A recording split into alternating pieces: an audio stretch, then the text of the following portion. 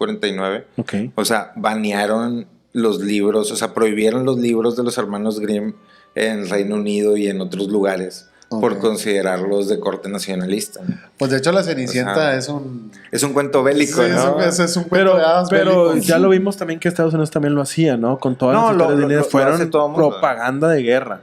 Sí. México directo. También, o sea, puedes ver ahorita que está lleno el YouTube de propaganda. De propaganda de... ¿Bélica? Sí. Pues no bélica, o sea, de gobierno, ¿no? Ok. O sea, que todo gobierno utiliza propaganda. Sí. O sea, ya es algo que se da por sentado. Normal, que se normaliza, ¿no? Se normaliza, exacto. Sí, pero por ejemplo... Pero ¿cómo lo normalizan? O sea, desde los niños, ¿no? Empezar con los niños para que tengan la tapa. Todo, exactamente, para eso era la propaganda de lo que hablábamos, pero... Por ejemplo, ahorita hablando de propaganda, acaba de pasar algo que me llamó mucho la atención, que está este humorista político estadounidense que se llama Bill Maher. Entonces, él es uno de los máximos exponentes de cómicos, ¿no? En Estados Unidos. Ya tendrá sus años el señor. Y habla mucho de política, siempre ha hablado mucho de política. Y tiene un podcast que se llama Random Podcast. Y en este podcast invita también a otra comediante que se llama Roseanne, que eventualmente alguien le quitó su programa, etcétera, ¿no? Pero están platicando y Roseanne le habla de Klaus Schwab y del Fondo Monetario Internacional. Ok. Sí, Fondo World Economic Forum. El Foro Económico Mundial. Sí, y de este plan de la Agenda 2030 y de en el futuro no vas a tener nada y vas a ser feliz, etcétera, etcétera. Yeah. Y entonces Bill Maher le dice que quién es Klaus Schwab, o sea, de que es el Fondo Económico Mundial, güey, o el Foro Económico Mundial. Y Rosen como que le causa gracia y al principio no le cree y le dice que no, es que si no sabes es que estás controlado por el MK Ultra, ¿no? O sea, tienes algún tipo de programación mental que no te deja ver esas cosas, ¿tú ¿no? crees o sea, que no te deja ver esas cosas y tu atención de que la tienes en otro lado. O sea, ¿tú ¿cómo crees es que si fuimos programados no desde niños, fuimos de cierta una programación para consumismo, no sé? Puede ser. Creo que todos estamos, ¿cómo se dice? Expuestos a eso, pero no solamente desde un lado, ¿no? O sea, esa programación puede ser involuntaria por tu entorno, puede ser voluntaria por parte del gobierno, puede ser voluntaria por parte de corporaciones. Si hay algo pensado, si hay algo pensado, lo decía el mismo Giuliani, creo que fue alcalde de Nueva York en 1910, 1912, por los 20, no recuerdo muy bien, que decía que ellos habían creado el sistema de deuda para poder hacer que el ser humano tuviera una razón o un motivo para levantarse en la mañana e ir a trabajar. ¿Por qué? Porque tienes deuda. Y gracias a que tienes deuda, te levantas y vas a trabajar y tienes una motivación y tienes algo por qué vivir. Y así vas acumulando cosas y eso hace que tengas una vida, ¿no? Pero ellos lo pensaron en los 1915, 1920 y así es como vivimos ahora, ¿no? Pero estaba pensado así. O sea, pero también digo, la deuda existe desde antes. Sí, o sea, existe también desde antes, pero como un sistema de motivación.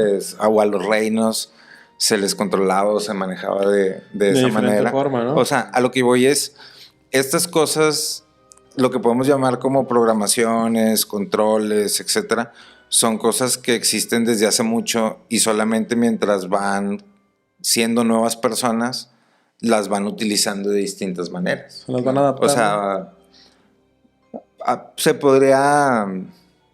podría decir, ¿no? O sea, tal vez antes el control de las personas, pues no había necesidad de tenerlas controladas económicamente porque las tenías controladas territorialmente, ¿no?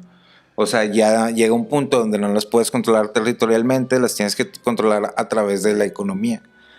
Eventualmente va a llegar un punto, especialmente con todo este tema de la inteligencia artificial, la economía, etcétera, donde no las vas a tener que atar económicamente porque la forma de generar recursos se va a incrementar en mayoría, ¿no? O sea, eventualmente la inteligencia artificial tiene el poder de incrementar la forma en la que creamos y tenemos acceso y distribuimos los recursos, ¿no?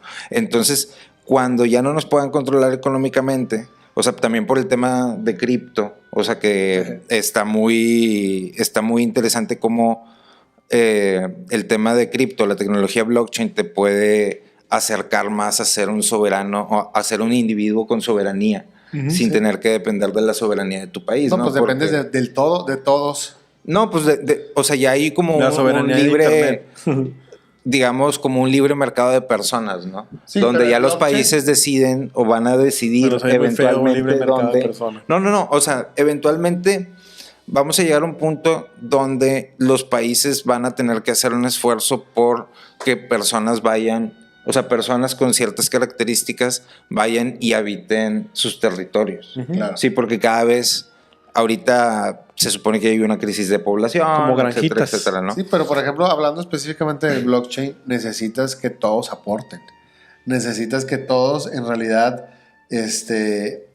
Sea una comunidad. que no haya un gobierno, que no haya una centralización, Ajá. exactamente, que no haya un gobierno central, sino que todos los habitantes o toda la comunidad aporte lo mismo. Por ejemplo, no sé, tan sencillo como en una transacción Pues es que eso es en el Bitcoin. blockchain. Sí, Así exactamente. funciona Bitcoin. Necesitas que todos aporten y que en realidad se diga la verdad. O sea, So, tiene que haber una tratando de regulación sacar a el fuerza. blockchain, tratando de sacar el blockchain de lo digital y traerlo. No, es que ahí, por ejemplo, la tecnología blockchain te ofrece muchas cosas que no es únicamente el tema económico. O sea, también está el tema de... Sí, me refiero a de descentralizar. la sensoría. Poder güey. O descentralizar. sea, por cualquier ejemplo, cosa. alguien puede subir X información y eventualmente, aun y cuando ya haya un tema digital y ya todo sea más abierto, ¿cuántos casos no sabemos de capítulos de podcast o de noticias o de información que suben a la red y que eventualmente censurada. los bajan, ¿no? O sea, Claro, claro. y es Por eso te censurada. digo, existe Con este una tema, cierta, una vez que tú subes, regulación, una hay vez una que tú regulación. subes algo